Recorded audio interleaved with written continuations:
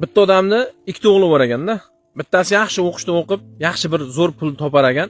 Bittasi esa uy ishlarini qilib, molxonlarga qarab, dehqonchilik qilib, bo'sh vaqtida odamlarning uyiga borib ishlab kelib, mardikorchilik qilib, ukasini o'qishini ko'targan ekan. Boyaga odam ikkita o'g'liga ikki xil muomala qilar ekan.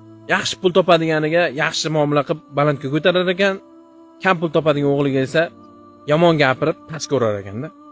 Oradan vaqtlar o'tibdi, yaxshi pul topadigan o'g'lini jahli chiqibdi-da, qachongacha men go'rso'xta o'g'lingni boqaman?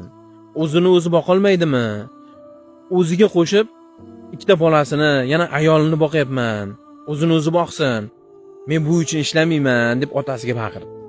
Otani jahli chiqibdi. Boyaga kam pul topadigan o'g'lini ko'chaga haydab solibdi bola chaqasi bilan. Seni bizga keraging yo'q, o'zingni kuningni o'zing ko'r deb ko'chaga haydab solibdi. Boyagi yigit ukasiga ham, ota-onasiga ham hech narsa demabdi.